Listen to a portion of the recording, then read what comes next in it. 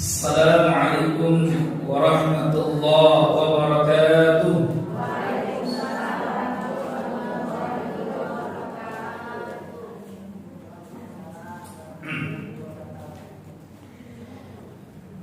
Innal hamdalillah nahmaduhu wa nasta'inuhu wa nastaghfiruh wa na'udzu billahi min shururi anfusina wa sayyiati a'malina.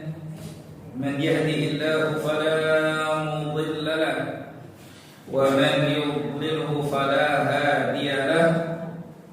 Nashhadu an la ilaha illallah wahdahu la sharika lahu wa nashhadu anna Muhammadan 'abduhu wa rasuluhu la nabiyya wa la rasula ba'dahu.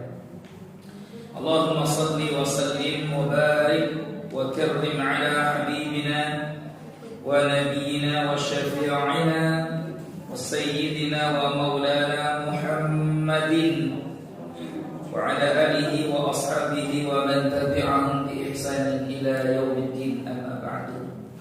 Segala puji dan syukur hanyalah milik Allah Rabb semesta alam.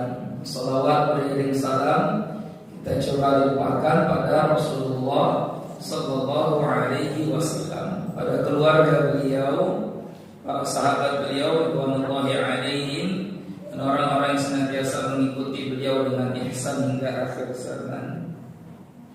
Alhamdulillah, mohon maaf agak terlambat ya. Kita akan lanjutkan kajian kita. Terakhir kita bahas apa, Ibu? Makruh apa? Makruhatul wudu.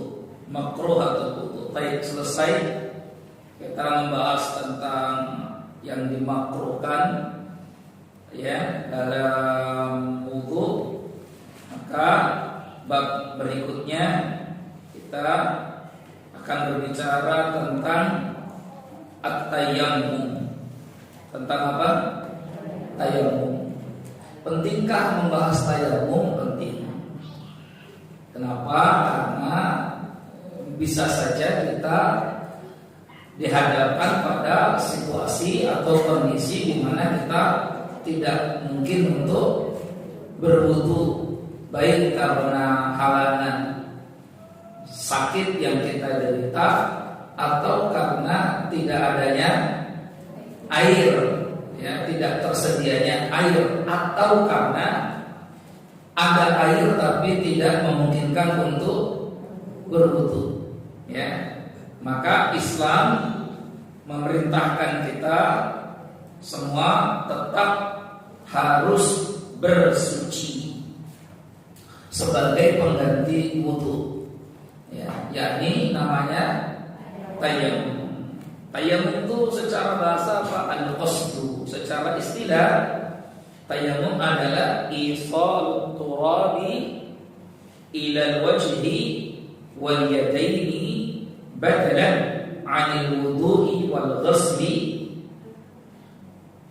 Isal turab, meratakan debu atau tanah, ila al-wajhi wal yadaini, ke wajah dan dua tangan, badalan 'anil wudu, sebagai ganti dari wudu, wal ghusli, atau mandi junub, aw 'adlin minhuma bi syara'ita makhsusatin, ya, dengan syarat-syarat yang khusus. Jadi tayammum itu fungsinya sebagai pengganti apa? Wudu dan mandi dulu, mandi wajib. Jadi kalau tidak bisa mandi wajib, sementara dia harus mengerjakan sholat, maka tetap dia harus tayammum. Jadi tayammum itu bisa juga menggantikan wudu, bisa juga menggantikan mandi wajib. Bagaimana caranya? Nanti kita akan bahas ya. Jangan sampai nanti salah sangka, karena dulu ada sahabat Nabi yang salah sangka. Namanya Ammar bin Yasir. Jadi Ammar bin Yasir berdua bersama Umar bin Khattab ditugaskan oleh Nabi untuk jaga perbatasan perang, namanya Ribat. berjaga di daerah perbatasan. Khawatir kalau musuh nanti datang untuk menyerang tiba-tiba. Maka qadarullah, dua orang sahabat ini, Umar bin Khattab dan Ammar bin Yasir, malam hari itu tertidur dan dua-duanya mimpi basah. Ya, dua-duanya. Karena mimpi basah, maka otomatis mereka mau sholat subuhnya kebingungan. Apalagi mereka ini berjaga di tempat perbatasan yang nggak mudah untuk mencari air. Kalau hari ini kan di perbatasan itu sudah disediakan kamar mandinya, semuanya sudah ada camp-campnya di perbatasan untuk itu. Kalau dulu kan enggak. Datang waktu subuh, sementara subuh ini kan waktunya singkat ya Ibu ya. Sholat yang termasuk sholat yang paling cepat waktunya, termasuk antara subuh dengan maghrib. Ya. Subuh itu paling cuma 90 menit waktunya.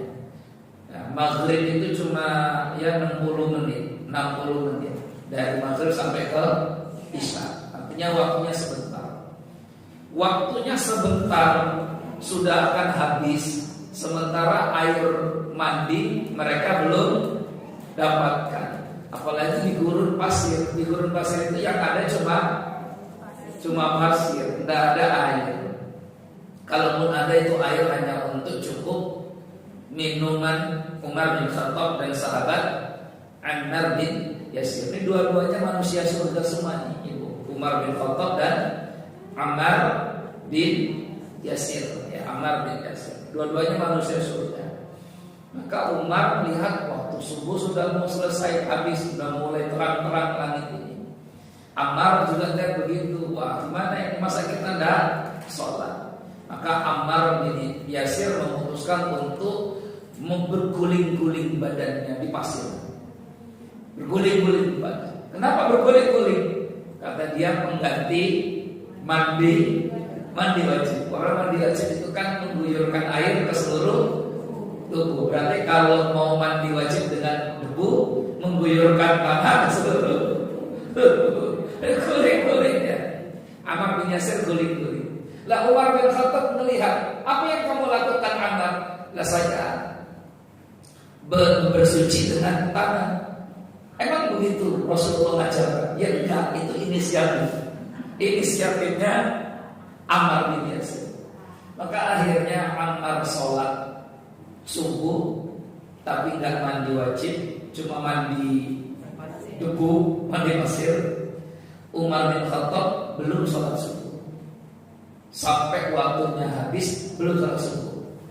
Beliau pulang sampai menemukan air baru mandi, baru sholat subuh. Tapi itu sudah siang hari, matahari sudah tinggi. Nanti ke Madinah dua-duanya ini apa tuh namanya itu? Mau laporan ke Rasulullah. Ammar laporannya Umar bin Khattab sholat subuh kesiangan. Kata siapa? Kata Ammar bin. Tapi Umar juga bilang, Ammar ya Rasulullah sholat subuh gak mandi, gak wudu. Jadi mana yang lebih parah? Mana yang lebih parah? Sholat subuh waktunya habis atau sholat subuh gak bersuci? Mana yang lebih parah? Dua-duanya parah kan gitu. Jadi dua orang ini antara Umar bin Khattab dan Ammar bin Yasir ini membawa senjata masing-masing ini, bawa argumentasinya masing-masing.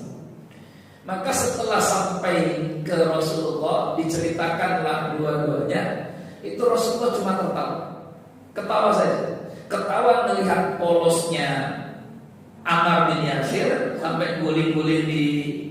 Coba ibu melihat ada ibu guling-guling di pasir, itu kata ibu apa? Ada mak tetangga kita tahu-tahu guling-guling di pasir, guling-guling di pasir. Gitu. Kata kita apa itu? Ya kan? Jadi kalau anak-anak guling-guling di pasir itu ada lucu-lucu dan gemes-gemeskannya. Tapi orang tua nenek-nenek guling di pasir itu enggak lucu, enggak gemes gitu. Ya stres katanya kan. Jadi Rasulullah ketawa. Jadi Rasulullah itu tertawa dengar ceritanya Umar bin Khattab Rasul juga yang tertawa, mereka ini dua-dua ini saling merasa paling benar. Saat nyala-nyalakan, Umar nyalakan Ammar, Ammar nyalakan Umar. Karena Ammar subuhan nggak pakai bersuci, nggak mandi junub, dia itu mimpi basah. Nah, sementara Ammar nyalakan Umar, kok sholat subuhnya sampai lewat waktunya, padahal dia ada di waktu subuh itu. Dua-duanya kata Nabi, ya innama yakfika hakada. Ammar, sebenarnya kamu itu tidak perlu guling-guling di pasir. Kalau kamu mimpi basah ingin bersuci, maka innama yakfika hakada. Kamu cukup kalau tayamum itu seperti ini saja, pengganti mandi junub. Kan tadi definisinya tayamum apa? Meratakan debu atau tanah ke wajah dan dua tangan sebagai ganti wudu, badalan 'anil wudu wal ghusl, ya gitu. Jadi cukup begini sudah diajarkan nanti dengan oleh Nabi Shallallahu Alaihi Wasallam. Baik, itu awal mulanya ada tayamum. Tapi syariat tayamum itu ada sebab nuzulnya. Syariat tayamum itu disyariatkan fi sanati sadisah, di tahun ke-6 Hijriah. Ya, tahun ke-6. Jadi tahun ke-6 itu banyak syariat agama kita itu diberlakukan. Contoh tahun ke-6 ada syariat yang diberlakukan baru tahun ke-6. Apa itu? Apa? Haji. Haji itu kewajiban pelaksanaannya baru di tahun ke-6 Hijriah. Jadi perintah melaksanakan ibadah haji dalam Islam itu baru di tahun ke-6 Hijriah. Loh, haji kan sudah ada sejak zaman Nabi Ibrahim, zaman Nabi Adam, iya sudah ada. Tapi kan pelaksanaan ibadah hajinya berbeda dengan kita. Yang membedakan tuh banyak. Kita ada wukuf di Arafah, dulu nggak ada wukuf mereka. Kita ada lempar jumroh dan sebagainya. Ya, jadi pelaksanaan ibadah haji itu baru ada di tahun ke-6 Hijriah. Sementara puasa Arafah, puasa tanggal 9 di bulan Zulhijjah itu ada tahun mana lebih dulu, ibadah haji apa puasa tanggal 9-nya yang lebih dulu diperintahkan? Ayo. Mana lebih dulu dalam sejarah? Di sini ada pelajaran sejarah? Nggak ada ya? Nah, itu pentingnya belajar sirah sejarah Nabi itu. Mana lebih dulu? Haji diperintahkan atau puasa tanggal 9 Zulhijjah yang diperintahkan dulu? Mana lebih dulu?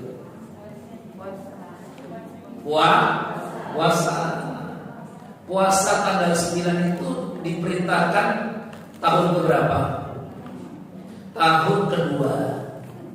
Tahun kedua Hijriah. Haji diperintahkan tahun ke-6 Hijriah. Jadi sebelum ada ibadah haji, sebelum ada lempar jumroh, sebelum ada wukuf di Arafah, itu kaum muslimin dan Rasulullah sudah puasa dulu tanggal 9 Zulhijjah selama 4 tahun. Jadi puasa tanggal 9 itu gak ada kaitannya dengan wukufnya haji di Arafah, gak ada kaitannya.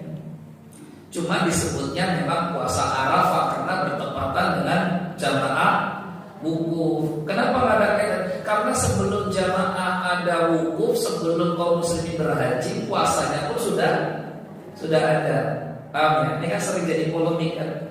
Sering jadi polemik. Loh, orang di Mekah sudah wukuf kok di sini belum puasa? Ya sudah, di Mekah wukuf tinggal wukuf saja. Kan di Indonesia belum tanggal 9. Karena ada jarak antara Mekah dan Indonesia ini, jarak waktunya jauh 4 jam. Kalau di Mekah sudah wukuf, silakan wukuf di Mekah, karena di Mekah sudah tanggal 9 misalkan. Di Indonesia bisa jadi baru tanggal 8. Jadi nggak perlu bingung, karena memang satu, puasa tanggal 9 itu sudah ada sejak tahun kedua. Sementara haji itu baru ada tahun ke-6. Jadi dulu dari tahun kedua, tahun ketiga, tahun keempat, tahun kelima, tahun ke-6, kaum muslimin, Rasul dan para sahabat itu apa nunggu wukuf? Enggak, karena wukufnya nggak ada. Wukufnya nggak ada. Kan ini suka ribut di tahun-tahunan ya. Kemarin dia bilang orang sana sudah wukuf kok, kita masih puasa. Terus pertanyaannya, kalau di Mekah nggak ada wukuf, berarti kita puasa nggak? Ayo, kalau di Mekah nggak ada wukuf, kita puasa nggak? Tetap puasa. Emang pernah di Mekah nggak ada wukuf? Pernah nggak di Mekah nggak ada wukuf? Pernah. Covid, waktu Covid nggak ada pelaksanaan ibadah misalkan. Atau jangan Covid, saya tuh baca sejarah haji. Ternyata haji di Arab Saudi itu pernah ditiadakan, bahkan bukan sekali dua kali, beberapa kali. Tahun 60-an itu pernah ada wabah, dulu wabah kolera kolera itu apa namanya? Itu sampai 3 tahun nggak ada haji, nggak ada haji sama sekali. Karena bahkan penduduk Mekahnya saja banyak yang mengungsi karena wabahnya luar biasa. Itu nggak ada haji. Nah terus kalau nggak ada haji, berarti ada tak puasa sunat yang menggugurkan dosa setahunnya lalu dan setahunnya akan datang? Tetap ada. Makanya ini ibu, saya mau jelaskan ini. Puasa sunnah yang tanggal 9 Zulhijjah sebelum haji itu nggak ada kaitannya dengan wukuf yang ada di Mekah. Bagi mereka yang tinggal di Mekah, iya, puasanya mereka ketika jamaah haji sedang wukuf, bagi yang tidak haji. Tapi bagi kita yang ada di Indonesia, maka puasanya kita tanggal 9-nya, ya, tidak ada kaitannya dengan yang ada di Mekah sana, ya. Dan tanggalan kita dengan Saudi itu seringkali berbeda, gitu ya. Baik, kita lanjut lagi ke sini. Jadi tahun ke-6 itu banyak sekali syariat yang turun. Tahun ke-6 itu ada haji, ada tayang. Kapan tayang terjadi? Pada waktu Rasulullah minal hijrah fi ghazwati Banil Mustaliq. Waktu Nabi dalam perjalanan perang Bani Mustaliq. Jadi di dalam perang ini luar biasa ya, kaum muslimin menang. Dan kemudian kaum muslimin mendapatkan ghanimah, termasuk juga tawanan-tawanan banyak dari Bani Mustaliq. Bahkan salah satu tawanannya kemudian nanti jadi istri Rasulullah, namanya Ibunda Maimunah, ya, Maimunah binti Haris. Maimunah Sayyidah Maimunah binti Maimunah, ada berapa istri tadi? Maimunah binti Haris dengan Maimunah binti Khuzaimah, ya? Maimunah binti Khuzaimah, Maimunah binti Khuzaimah kalau saya. Tahu ya, coba. Ibu tahu nggak istri Nabi? Zainab binti Maimunah, yang Maimunah. Istri Nabi yang namanya Maimunah binti Salam. Ya, selain Maimunah binti Haris, satu lagi Maimunah binti Bunda Maimunah. Saya tidak dulu Pak saya. Bunda Maimunah binti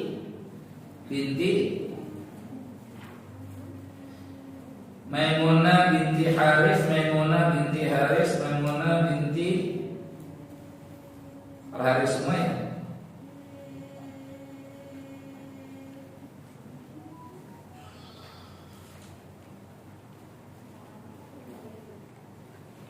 Baik, nanti kita cari ya.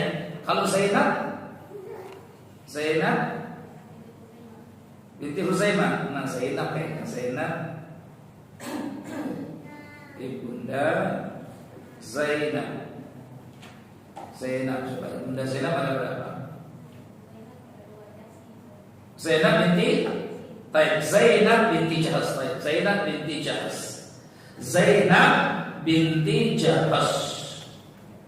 Zainab enggak juga salah. Zainab binti Khuzaimah.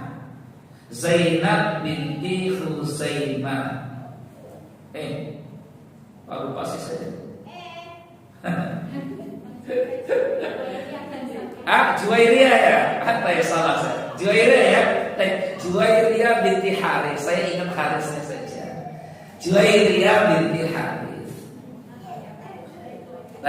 Juwairiyah. Jadi salah satu tawanan perang itu namanya dari Bani Mustalik ini perangnya itu dapat tawanan namanya Juwairiyah, orang Yahudi, agamanya Yahudi.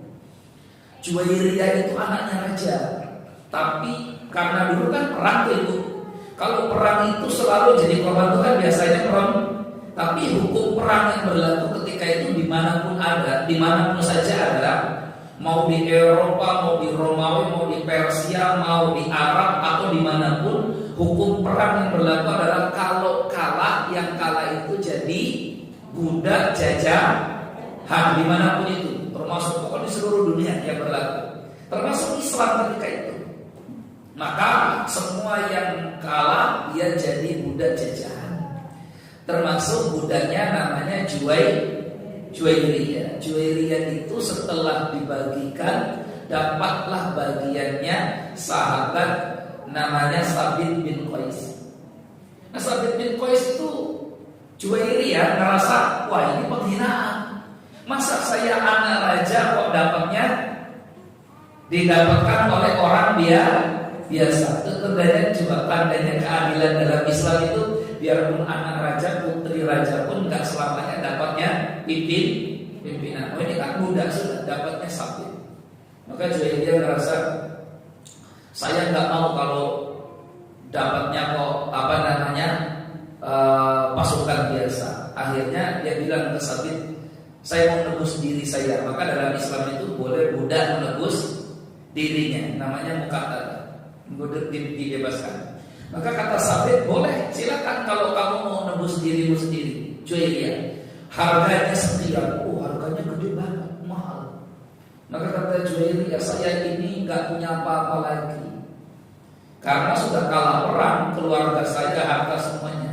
Kalau dulu bisa hidup, bisa dibayar itu. Tapi kalau sudah kalah perang, nggak punya apa-apa. Akhirnya Juwairiyah ibunda datang ke Rasulullah, ya Rasulullah, Sabit bin Qais ini memberatkan saya. Saya harus bayar mukatabah untuk membebaskan status saya dari budak. Itu mahal bayarannya, saya tidak sanggup. Maka kata Nabi, begini saja, mau tidak aku berikan tawaran, aku bayarkan itu dan kamu jadi istri. Maka kata Juwairiyah, oh itu bagus, terhormat dia, karena anaknya raja kalau dinikahi oleh raja kan berarti terhormat kan?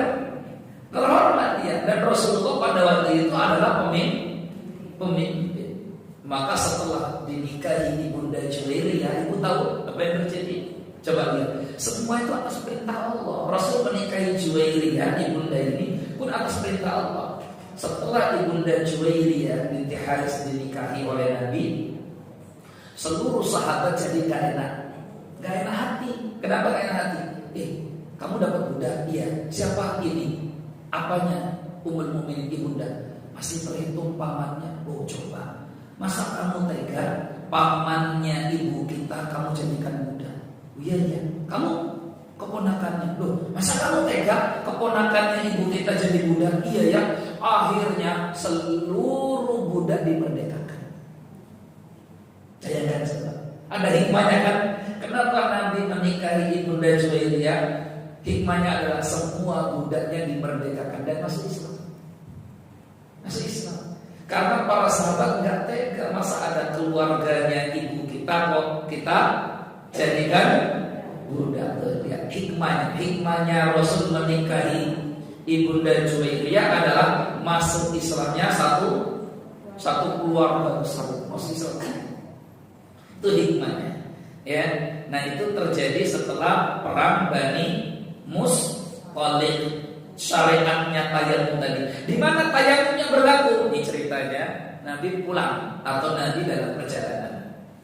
Yang ikut waktu itu Siti Aisyah, tahun ke-6 Hijriah. Siti Aisyah ikut bawa kalung. Siti Aisyah bawa kalung. Kalung yang dibawa Siti Aisyah pada waktu sedang istirahat hilang, jatuh. Malam hari itu jatuh, maka Siti Aisyah nangis.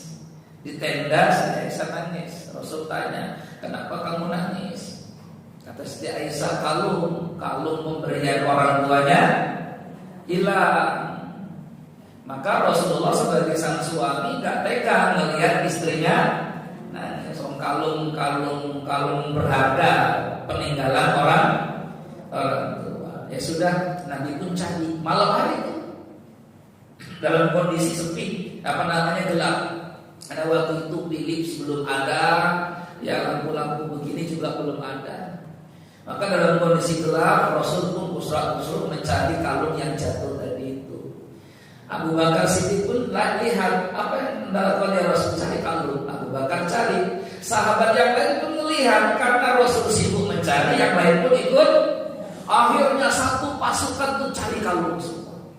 Malam itu Nggak tidur, semuanya cari kalungnya Siti Aisyah. Sampai Abu Bakar pusing, Rasulullah juga pusing. Ini menunjukkan bahwa manusia-manusia surga ini pun tidak tahu benda yang hilang. Tahu-tahu ada orang yang tidak tahu surga apa enggak.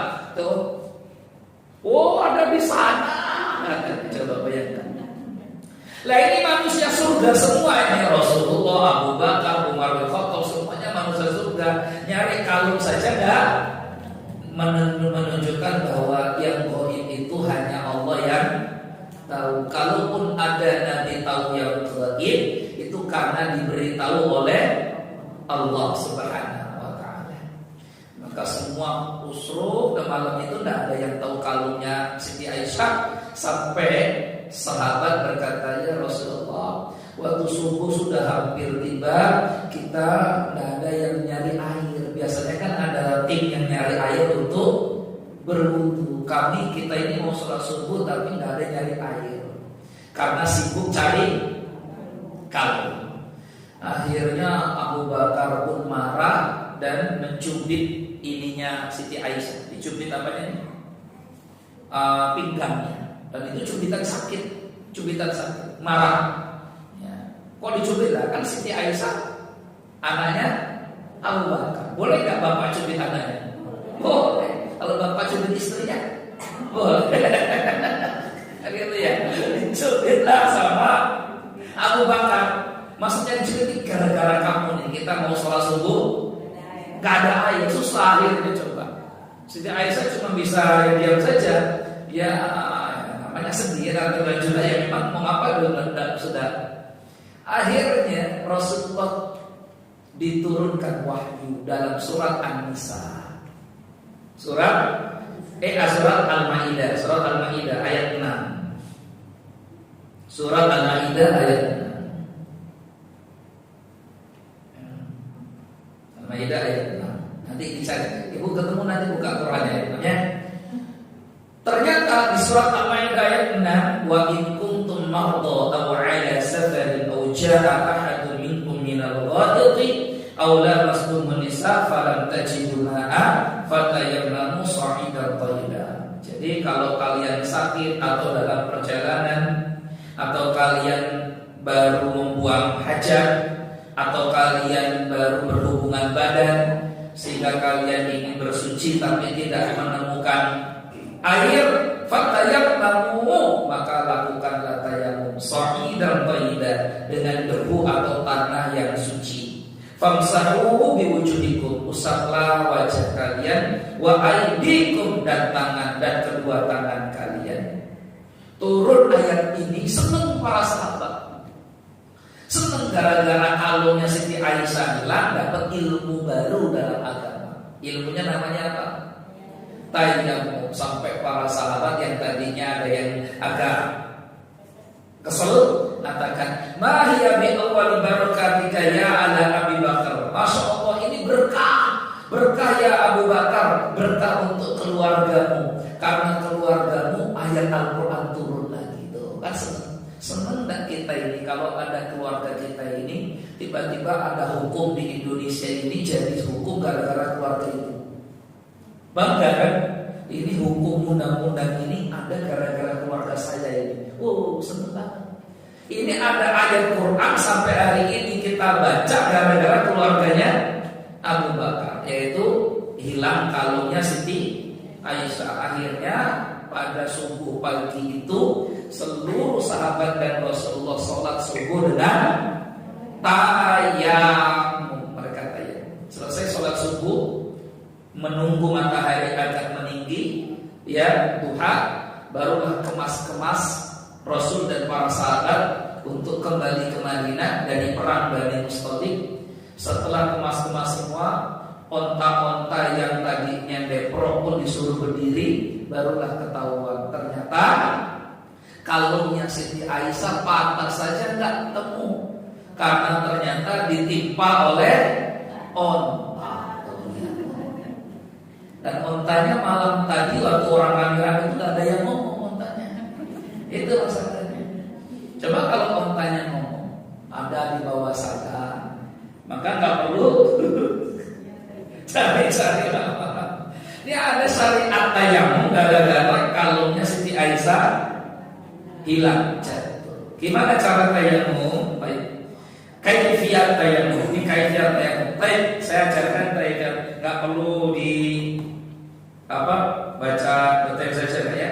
Ini tata cara tayamum menurut Syafi'i, mazhab Syafi'i. Ibu mazhabnya apa di sini? Syafi'i aja ya. Ini caca Syafi'i, kita Syafi'i ya. Ibu Syafi'i. Baik. Bayangkan ini debu atau tanah yang suci. Bayangkan yang ada di meja kita ini debu atau tanah. Karena syaratnya tayamum itu harus ada debu atau tanah yang suci. Baik dia menempel di batu atau menempel di tanah atau menempel di dinding, karena dinding juga bagian dari tanah. Tapi bukan di sini, ini bukan bagian dari tanah. Ini dari zaman di mazhab Syafi'i, di Hambali bukan ini. Ya, jadi kalau ada orang itu bukan Syafi'i dan bukan Hambali. Ya. Ya, semua tiga mazhab mengatakan tayamum itu harus dengan debu atau tanah yang suci. Baik dia menempel di tanah atau menempel di batu atau menempel di dinding yang terbuat dari apa nih? Tanah juga di tanah. Ini dari tanah bukan ini Bu? Ayo dari apa coba? Ini nggak tahu apa ini. Ya, gitu. Jadi saya pesankan kalau mau tayamum itu harus dengan tanah atau debu, bukan ecak-ecak debu atau ecak-ecak tanah. Ini kan ecak-ecak debu, ecak-ecak tanah. Ini ecak-ecak karena sebenarnya ada nggak debunya? Dibilang nggak ada, dibilang ada, nggak ada. Kenapa bisa begitu? Dibilang ada, dia tidak ada karena ada memang nggak ada debunya, nggak bisa kita rasakan. Dibilang tidak ada, buktinya kalau pakai mikroskop ada. Tapi kan bukan pakai mikroskop kita ini mau tayamum ini. Tayamum ini pakai yang bisa dirasa, Pokok debu atau tanah yang bisa dirasa. Baik. Caranya bagaimana? Caranya ya. Kita ambil debu. Ini kita anggap ada debunya ya, Debu tuh di lantai luar itu namanya debu atau tanah suci ya, di lantai luar itu. Ambil, terus boleh ditepuk, boleh ditiup. Ibu mau pilih mana? Terserah ya. Boleh ditepuk, boleh ditiup. Ambil, tepuk. Ya, setelah tepuk sudah niat ya, dalam hati niat untuk tayamum. Baru kemudian usap mana dulu? Muka apa tangan? Tangan apa muka? Ibu kalau wudu basuh mana dulu? Ibu kalau wudu itu basuh muka dulu apa tangan dulu? Ini bukan bahasa nama cuci tangan. Wajah dulu. Maka ayatnya coba lihat ayatnya. Al-Maidah ayat 5 tadi mana ayatnya Al-Maidah? Ayat 6. Al-Maidah surat 5 ayat 6. Mana ayatnya? Baca. Ini cara tayamum ya, cara tayamum.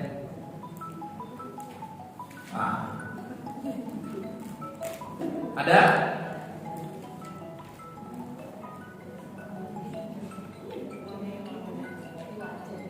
Sudah? Apa bunyi ayatnya? Terjemahannya apa? Kalau jika kalian tidak mendapatkan air, mana? Ayat terakhir. Ya.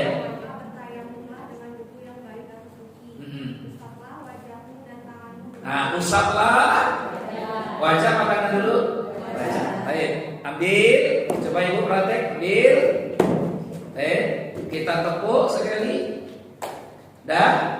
Baru kemudian usapkan ke wajah.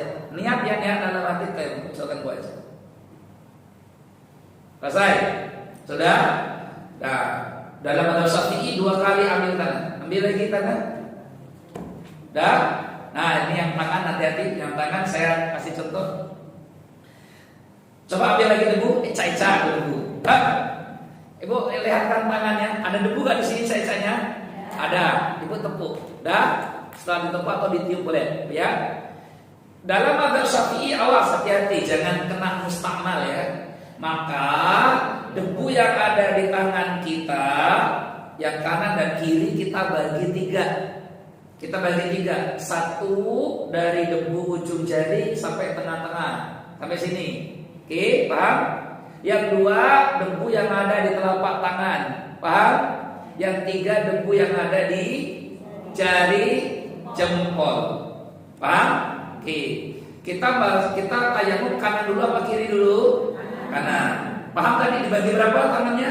3. Separuh di jari ini, tengah, baru yang terakhir. Oke.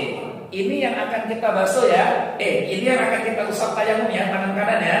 Oke, ini debunya di sini. Maka ibu mulai dulu dari yang ujung sini, tengah. Siap? Bawah. Ini yang kiri, taruh di belakang. Ibu mau mengusap yang kanan, tangan kanan. Siap? Sudah? Yang kiri di kiri di belakang. Sudah? Yang kiri mana ibu, tangan kiri? Oke. Usap. Yang ini jangan dikenakan yang tengah ya. Usap ke belakang. Terus. Usap ke bawah. Terus. Dah. Sampai di ujung ibu muter pakai yang tengah. Ibu muter. Tapi yang ini jangan disentuhkan, yang jempol jangan. Oke. Sudah? Dah. Ini jempol nih siap. Jempol kena, ini jempol. Selesai. Gak pakai doa. Habis ini. Terus sekarang yang kiri. Yang kiri sekarang, siap? Yang kiri. Mulai lagi. Bagi berapa tangannya? 3. Debu di mana? Di belakang jari. Debu yang kedua di? Debu yang ketiga di? Oke, kita mulai yang kiri. Pertama jari. Usap. Terus. Sudah sampai ujung, muter pakai bagian yang dalam. Nah, yang ini jempol jangan dulu digunakan, debunya terus, baru yang jempol ketemu. Selesai. Paham? Paham tak? Nah, oke, saya mulai lagi. Siap, ulangi. Mulai 1. Nah, ngambil apa ibu? Di mana ngambilnya?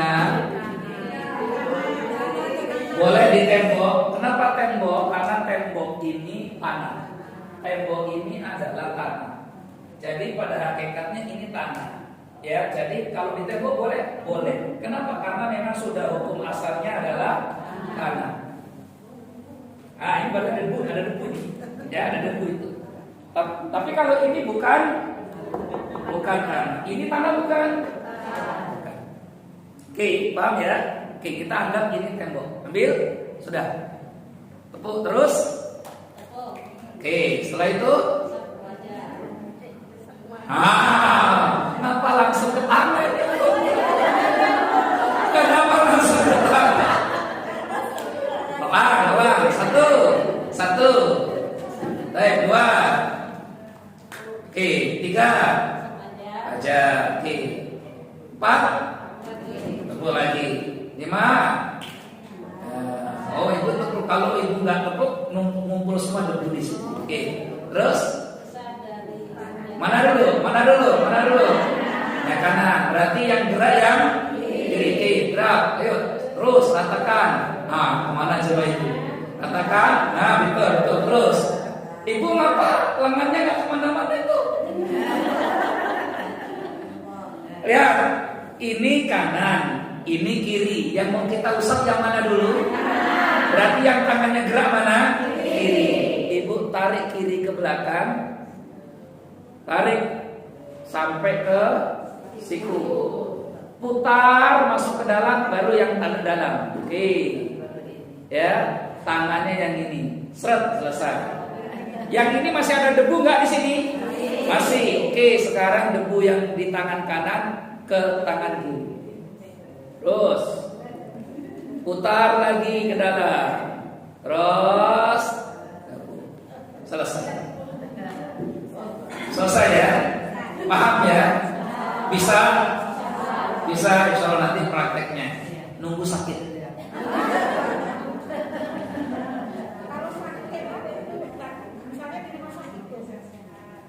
Kalau di rumah, ya pakai wudhu, pakai air. Bisa nggak pakai air? Boleh nggak pakai air? Boleh, sudah pakai air. Kalau masih ada air.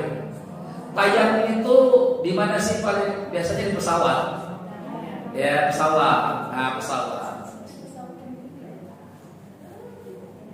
Tapi di pesawat itu bawa debu, bawa apa namanya? Bawa tanah. Kalau di kursi, saya nggak tahu ya di kursi itu ada debunya apa enggak pesawat. Karena pesawat itu bersih sih masalahnya. Ya, jadi intinya itu tayamum. Kalau nggak di mana, di hutan biasanya. Kalau nggak di mana, ya tadi sakit yang tidak memungkinkan untuk terkena air. Ya mungkin saja ada sakit yang tidak membolehkan dulu kena air. Ya sudah, berarti ikut tayamum pakai tadi itu. Cara tayamumnya begitu ya. Baik. Allahu a'lam bishawab. Lanjut lagi. Yang penting tata caranya paham. Ya, tata caranya paham. Tayamum hanya boleh dipakai untuk satu ibadah, nggak boleh double-double. Berbeda dengan wudu. Kalau wudu ibu bisa pakai untuk sholat maghrib, bisa pakai untuk sholat isya. Kalau tayamum enggak. Sholat maghrib pakai tayamum. Nanti mau isya tayamum lagi. Kenapa? Karena ini kan rukhsah, keringanan, jadi nggak bisa didobel-dobel. Yang kedua, bedanya tayamum sama wudu. Kalau wudu itu waktu sholat belum masuk, kita boleh nggak berwudu? Boleh nggak kita berwudu? Ibu maghrib jam 6, wudu jam 5, boleh nggak? Boleh. Kalau tayamum tidak boleh.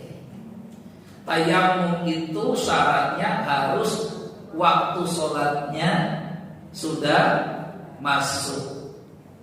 Ya, karena ini uzur. Orang uzur itu pas waktu pelaksanaannya tidak bisa sempurna, barulah dikasih keringanan. Itu maksudnya. Itu bedanya antara tayamum dengan berwudu. Ya, tayamum dan berwudu. Terus berikutnya syaratnya tadi, debunya atau tanahnya harus suci. Harus suci, nggak boleh kalau nggak suci. Kalau nggak suci nggak boleh. Setelah itu berdoa. Apa doa setelah tayamum? Doa setelah tayamum sama seperti doa setelah berwudu. Apa doa setelah berwudu? Asyhadu an la ilaha illallah wahdahu la syarika lah wa asyhadu anna Muhammadan abduhu wa rasul. Allahumma ja'alni. Kalau mau ditambah boleh ya, kalau berhenti disitu boleh. Allahumma ja'alni minat-tawwabin wa ja'alni minal. Alhamdulillah, selesai. Selesai ya? Baik. Ada pertanyaan tentang tayamum sebelum kita masuk bab yang lain? Bab haid, istihadah, nifas sudah? Belum. Oke. Ada pertanyaan nggak tentang ini atau tentang yang lain sebelum masuk ke? Boleh bertanya tentang yang lain, silakan. Apa kan itu untuk tayamum kan debu atau pasir yang suci. Nah itu memang kita medianya itu kita bawa atau kita ini kan sendiri kan? Ibu mau di mana tayamumnya? Kalau salah, iya bawa. Lebih baik ibu bawa. Kalau tidak memungkinkan membawa air. Tapi kalau memungkinkan bawa air, itu pakai air. Pesawat itu bisa membawa air bisa, tapi kita itu pakai itu tuh yang semprotan, iya, spray yang kecil itu. Kalau yang gede nggak boleh nanti sama maskapainya kan, kecil. Jadi semprot itu tetap lebih baik. Saya sarankan jangan dulu pakai debu atau tanah, tapi bawalah spray kecil yang isinya air supaya untuk wudu. Kecil itu yang 150 mili ya, yang biasa untuk ibu musab muka apa itu biasanya. Ya, itu saja. Tapi kalau memang tidak memungkinkan dan kita ini ya sudah bawa debu. Kalau nggak juga ada gimana Ustaz? Padahal saya mau sholat nggak ada air, nggak ada debu di pesawat. Ya sudah, ibu ambil pendapat dari madhab tadi itu apa Hanafi yang bolehkan apa tadi pakai kursi-kursi atau pakai yang lain. Itu satu madhab yang membolehkan itu. Tapi 3 madhab nggak boleh. Paham ya? Jadi darurat betul-betul apa itu? Ya sudahlah, kita ambil alternatif satu madhab. Karena mayoritas madhab kan tidak membolehkan. 3 madhab yang nggak bolehkan. Syafi'i, Hambali, sama Maliki. Hanafi yang boleh. Udah ibu pakai, anggap aja lah ibu Hambali. Ya Pak, Hanafi. Jadi ibu ambil pakai kursinya pesawat atau kursinya apalagi ya atau terus ya gitu. Pakai cara yang tadi itu ya. Yang penting sholatnya. Cuma nanti di madhab Syafi'i ketika dia turun dia ada sholat lagi. Ya. Kenapa? Karena sholat yang pertama itu sholat li hurmatil waqt. Sholat untuk menghormati waktu. Biarpun tidak sempurna karena tadi kan tayamumnya pakai cara yang sebenarnya nggak ada gitu ya. Maka saran saya kalau ibu mau pergi-pergi dan bisa memprediksi, kita mau pergi-pergi itu kan bisa prediksi sebenarnya ya. Saya nanti waktu sholatnya ada di mana. Kalau bisa cari rest area ya. Kalau nggak bisa kan nggak mungkin ya karena kendaraannya apa yang dipakai. Sudah ibu alternatif pakai air tadi itu, bawa air kecil itu. Kan nanti tinggal disemprot-semprot. Wudunya nanti gimana Ustaz? Ya nggak perlu pakai kumur-kumur. Pakai wudu yang wajib saja. Ibu wudu yang wajib apa tuh kemarin? Gimana cara wudu yang wajib? Ya, wudu yang wajib wajah, habis wajah tangan, habis tangan kepala, habis kepala kaki. Udah nggak perlu kumur-kumur. Gimana mau kumur-kumur airnya cuma disemprot gak sampai kumur-kumurnya gitu. Jadi yang dikit-dikit aja, yang wajib-wajib saja. Saran saya begitu. Tapi kalau harus tayamum ya tadi caranya begitu. Ya, baik. Ini dulu kita bahas pertanyaan dulu. Bagaimana bila kita sholat tangan wanita terlihat, sahkah sholatnya? Kalau dia tidak sengaja, ya, kalau dia tidak sengaja, tangan itu apa maksudnya? Pergelangan tangan semuanya. Baik. Kalau dia tidak sengaja dan segera menutup auratnya yang terlihat, itu tidak membatalkan sholat. Ya, kalau dia tidak sengaja dan segera menutup, maka tidak membatalkan sholat. Tapi kalau dia tahu auratnya terbuka, bukan hanya tangan, tapi misalkan kaki atau apa, dan dia biarkan, maka batal sholatnya. Jadi sesuatu yang tersingkap karena tidak sengaja dan langsung dia menutup, itu tidak membatalkan sholatnya. Itu ya. Jadi segera ditutup. Baik, wallahu a'lam. Ya. Poin berikutnya, bagaimana bila hukumnya tayamum untuk orang yang sakit menggunakan pampers? Dia sakit, dia pakai pampers.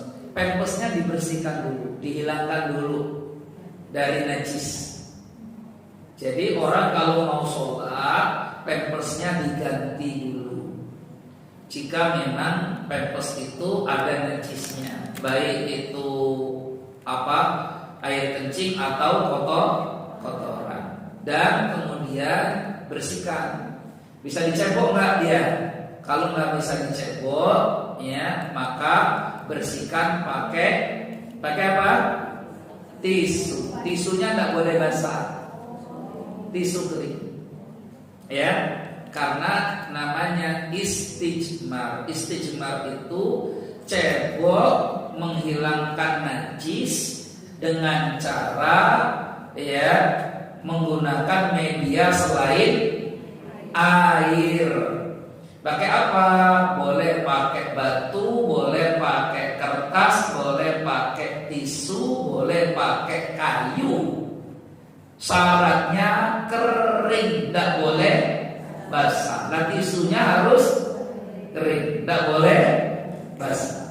Itu ya. Makanya dia pentingnya ilmu di situ. Syaratnya kering. Kenapa nggak boleh basah? Artinya gitu ya. Karena itu kan najis. Kencing dan kotoran itu najis. Kalau najis itu hilangnya harus dengan air suci. Kalau ibu ceboknya pakai air suci, najisnya hilang. Tapi kalau pakai tisu basah, yang ada najisnya kemana-mana jadinya. Maka harus pakai tisu kering. Pakainya tisu kering. Bahasa Inggrisnya paper. Gue tahu Pak? Ya tahu. Bahasa Inggrisnya apa? Paper.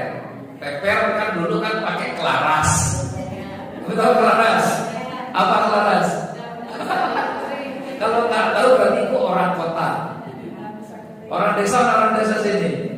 Ya, kelaras itu daun pisang yang kering. Dulu biasanya gitu.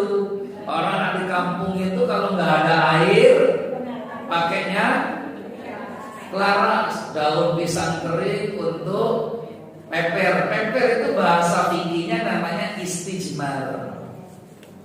Istijmar. Kalau pakai air namanya istinja. Ya, kan kita udah lewat kan itu ya. Kalau pakai air namanya istinja. Syaratnya harus kering. Jadi kalau ibu mau gimana ini sholatnya pakai pampers, pertama pampersnya harus bersih dulu, nggak ada kotoran najis di situ. Karena tidak boleh kita sholat membawa najis, ya. Kalau bisa bersihkan dulu. Baru nanti tayamum. Ya tadi untuk orang yang sakit, ya tadi tayamum kayak tadi itu. Ya, Allahu a'lam bishawab. Kalau bisa diwudukan, kalau tidak bisa, karena tidak boleh, ya ditayamumkan. Pak, untuk nama yang tadi saya tanya dulu, kalau misalnya untuk orang yang sakit berat itu boleh nggak dia dikodok gitu sholatnya? Bukan kodok, jamak. Oh, jamak. Ya. Jamak misalkan maghrib sama isya langsung, zuhur dengan asar boleh, nggak harus sakit berat, sakit juga boleh menjamak. Jamak itu lebih fleksibel daripada qashar sholat. Qashar itu artinya meringkas sholat. dari 4 jadi 2. Jamak artinya menggabungkan sholat yang tadinya 2 waktu jadi 1 waktu.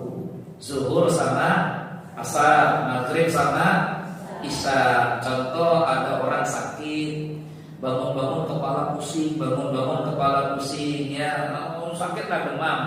Kalau dia harus setiap waktu sholat dia ambil wudu sholat, itu nggak bisa, karena dia butuh istirahat. Dia masih bisa jalan, Tapi kalau jalan apa?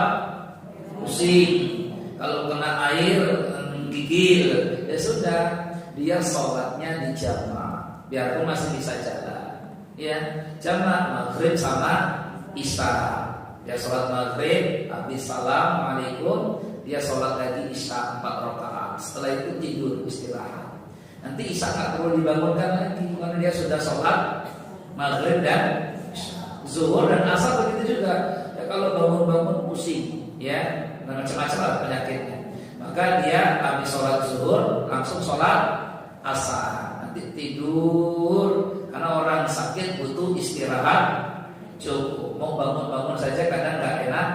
Itu namanya jamak, bukan di qadha tapi di jamak sholat. Ya, tapi nggak boleh dikosor, nggak boleh dipendekkan. Karena kosor sholat itu syaratnya safar, bukan sakit. Ya, safar. Bagaimana cara mengqadha sholat zuhur dan asar jika dikerjakan di waktu zuhur? Bukan qadha ya, jamak, karena akan melaksanakan operasi sebelum asar. Jadi namanya bukan qadha tapi jamak. Qadha itu mengerjakan sholat di luar waktunya, itu namanya qadha. Ya, misalkan begini, ibu sholat subuhnya kesiangan karena bangun subuh jam 7, pengantin baru misalkan, atau setengah baru.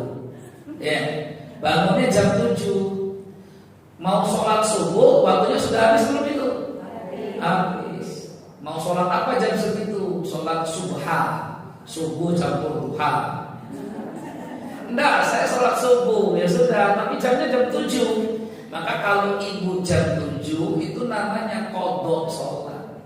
Kenapa qadha? Karena ibu sholat subuh di luar waktunya sudah habis.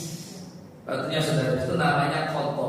Sesuatu sholat yang sudah terlewat waktunya kemudian kita kerjakan di luar waktunya namanya qadha. Tapi kalau ini sholatnya belum datang waktunya, tapi kita karena ingin menggabungkan sholat namanya jamak sholat.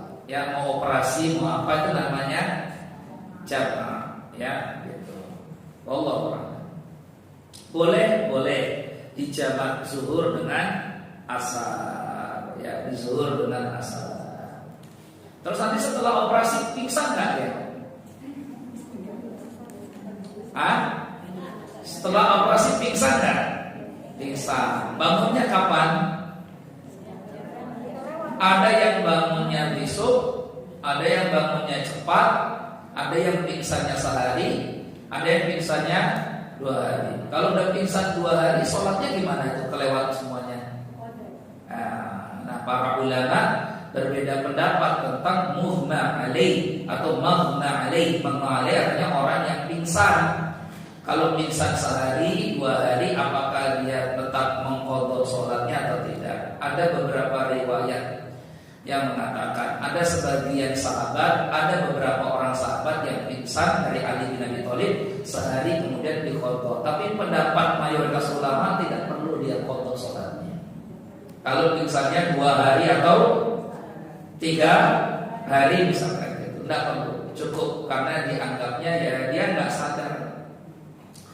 Karena orang pingsan itu para ulama berbeda pendapat.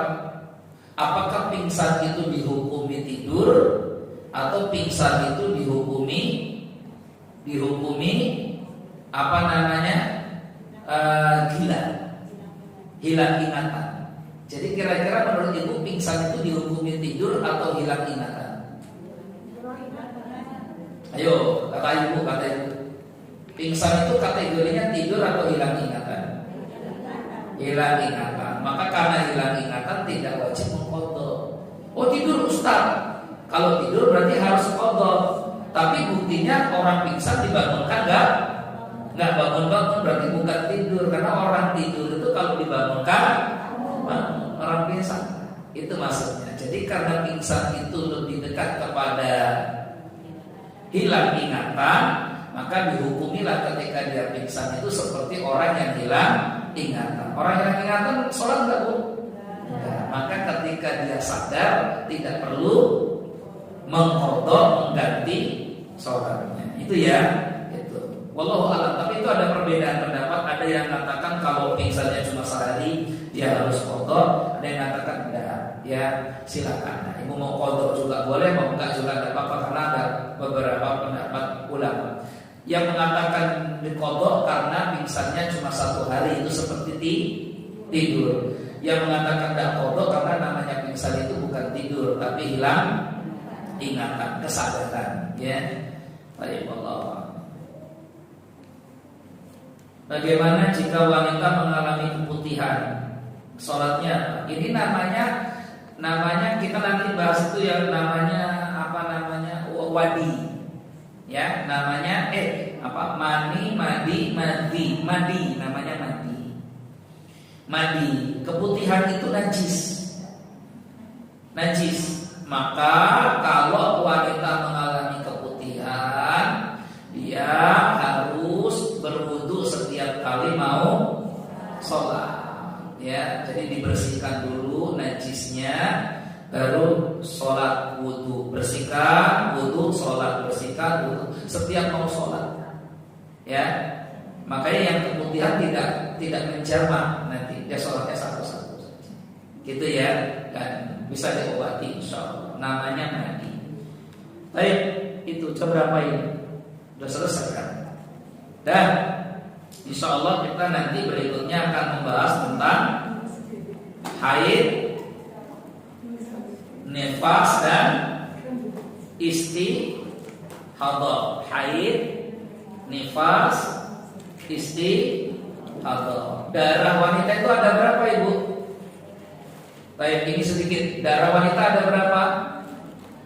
Darah pertama namanya darah haid. Darah kedua namanya darah nifas. Darah ketiga namanya darah istihadhah, darah penyakit namanya. Ya. Darah keempat namanya darah A, B, O, B plus. Darah fasad, darah rusak. Jadi darah wanita itu ada 4 macam. Pertama darah haid. Nanti ada hukum-hukumnya sendiri. Berapa lama minimal haid, berapa lama Ibu? Minimal haid berapa lama Ibu? 15, minimalnya 15 hari. Minimal haid berapa lama? Maksimal haid berapa lama? Maksimal haid berapa? Kan ini berbeda pendapat para ulama. Maksimal haid berapa lama? 15 hari. Maksimal haid 15 hari. Minimal haid 3 hari. Kata siapa? Rata-rata haid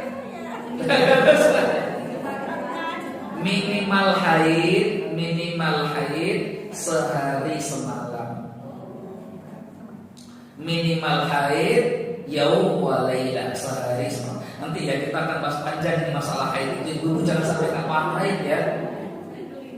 Ya, awas perempuan jangan sampai nggak paham haid. Minimal haid 1 hari semalam. Kenapa sehari semalam? Iya, jadi kalau ada darah keluar dari rahim seorang wanita tapi waktu kurang dari sehari semalam 24 jam terus dia berhenti, maka itu bukan darah haid. Jadi dia sholatnya harus diganti. Ibu keluar darah jam 8 tadi. Ketika jam 8 pagi tadi ibu keluar darah, meskipun ya darahnya bisa deras bisa sedikit, zuhur kira-kira ibu sholat nggak? Ibu zuhur sholat nggak? Enggak. Kenapa ibu zuhur nggak sholat? Karena ibu menduga bahwa darah yang jam 8 tadi adalah darah haid. Oke. Terus ibu zuhur nggak sholat. Terus ada lagi darah keluar sedikit lagi, ya itu jam 2 siang. Asar ibu sholat nggak? Kenapa ibu nggak sholat asar? Karena ibu masih yakin itu darah haid.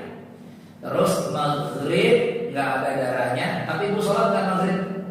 Enggak, karena ibu masih yakin bahwa ibu itu haid. Isya keluar dikit lagi. Ibu sholat nggak? Enggak ya? Itu. Ibu enggak sholat. Atau kebaliklah, itu sudah baru berapa itu? Itu baru berapa itu? Belum sudah semalam kan? Baru berapa? Tapi dari isya subuh ibu udah nggak keluar darah. Subuh ibu nggak keluar darah. Sholat nggak ibu subuh? Enggak, subuhnya udah nggak ada darah lagi. Ibu sholat nggak kira-kira subuh? Masih ragu-ragu tuh pasti. Sholat nggak ya? Sholat nggak ya? Sholat nggak ya? Kan gitu kan ya? Sholat nggak ya? Sholat nggak ya? Misalkan gitu. Baik, ya misalkan gitu. Sholat nggak ya? Sholat nggak?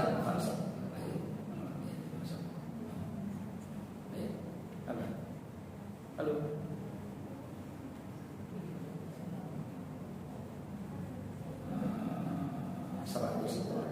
Apa yang kita bentar. Ya, 100 orang. Ngomongin apa itu? 100 apa ini katanya ya? Ya, bentar dulu ya.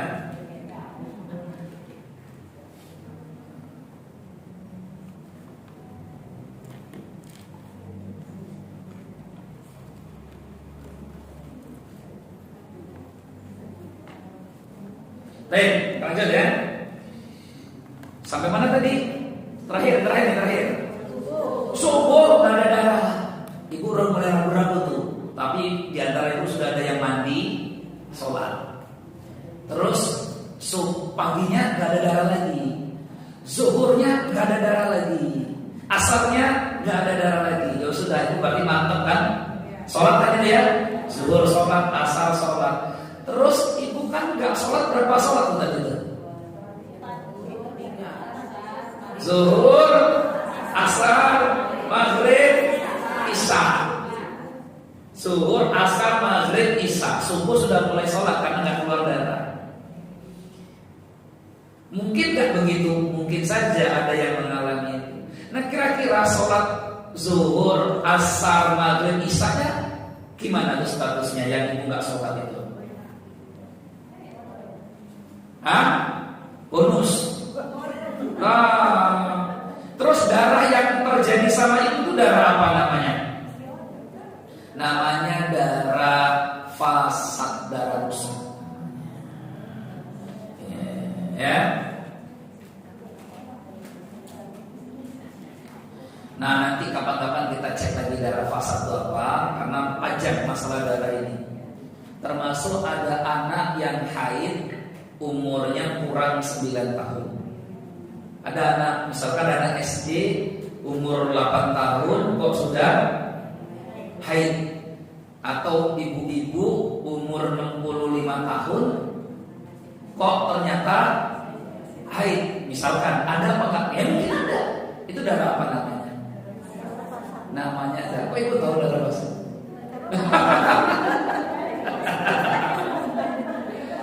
Saya tanya, mungkin nggak ada ibu-ibu umur 60 tahun terus haid? Iya, terus dia sholat nggak itu? Ayo, kalau ada malam itu sholat nggak? Harusnya tetap sholat, wajib sholat. Nah, bulan depan sholat kita bahas ya. Insya Allah. Baik, selesai ya. Haid, nifas, istihadah sama darah fas. Subhanallah wa bihamdika asyhadu an la ilaha illa anta astaghfiruka wa atubu ilaik. Assalamualaikum.